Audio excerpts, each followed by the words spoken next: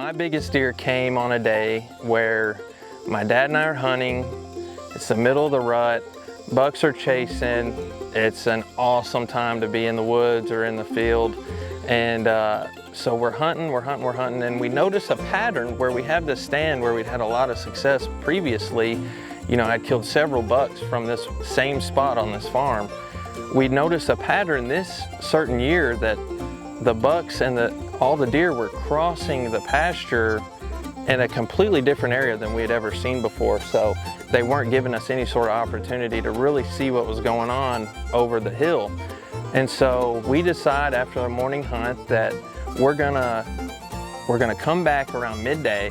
We're gonna take that stand down and move it to where we have a better view of the entire setup of, like, it's, you know, multiple fingers and points of timber coming out. And so we're like, if we can move it, we'll have access to everything. So we get down, we go home, eat breakfast. That was kind of like our tradition, is have breakfast after the hunt. That's just what you do.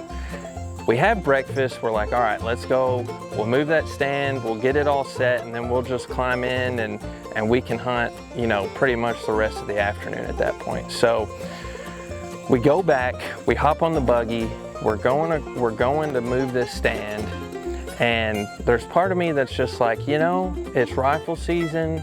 I probably should just grab the gun and take it with us. That'd probably be a good idea. So we go up, and as we top the hill, we're sitting there looking at, like, where should we put this stand?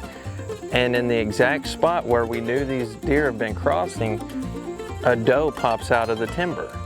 And she, you know the deal, like, her tail's kind of crooked, she's acting, you know, there's something coming out behind her.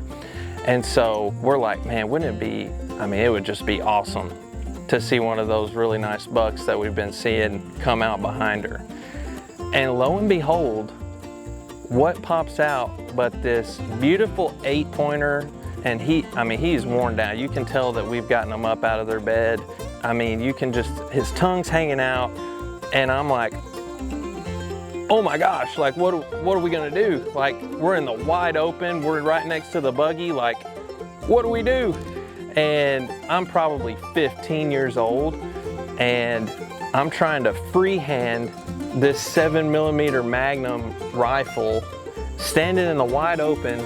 I get on him, I squeeze the trigger, he gives the mule kick, he runs off, and that is the story. Although not your typical, you know, when you think of killing your biggest deer, that's not really how you envision doing it. But my biggest deer to date, and, you know, just one of those really cool times where if you're not in that exact spot at that exact moment, it doesn't happen. And, you know, maybe you never even see that deer, get a chance at that deer any other time. So it was really cool. It was a great memory with my dad, and it's one that we still talk about today.